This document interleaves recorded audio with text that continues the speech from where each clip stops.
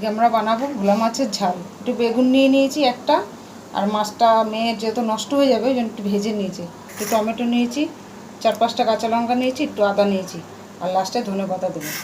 এবার আমরা একটু বেগুনটা ভেজে নেব। আমাদের কড়াই গরম হয়ে গেছে, তেল দিয়ে দেবো বেগুনটা ভাজার জন্য।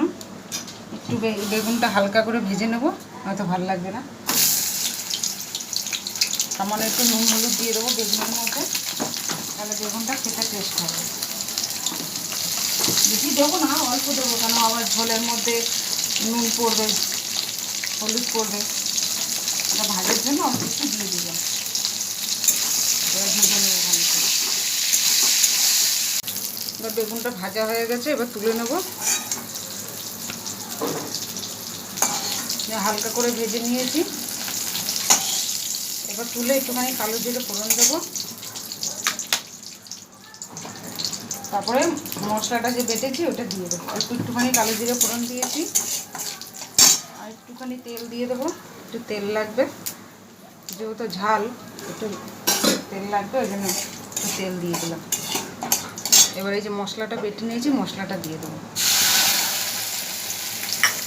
এবার দিয়ে দেবো তারপরে স্বাদ মতো নুন হলুদ, অল্প দেবো হলুদ।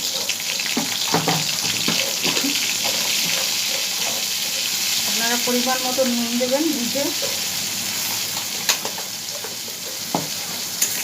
এবার ভালো করে এটা কষিয়ে নেব। আর একটু দিয়ে দেবো জিরের গুঁড়ো। আমাদের মশলাটা কষানো হয়ে গেছে, এবার অল্প একটু জল দিয়ে দেবো, কেন ঝাল হবে তো বেশি জল দেবো না।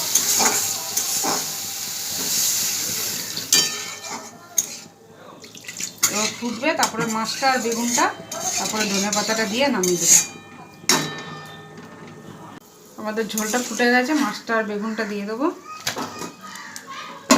একটুখানি ফুটবে, ধনেপাতাটা দিয়ে দেবো, আর 4টে কাঁচা লঙ্কা দিয়ে দেবো গোটা, যাতে, যেহেতু ঝাল কম দিয়েছি ওই জন্য ওটা দিলাম যাতে কেউ খায়। আর একটু ফুটলেই নামিয়ে দেবো। আমার ভোলা মাছের ঝাল হয়ে গেছে।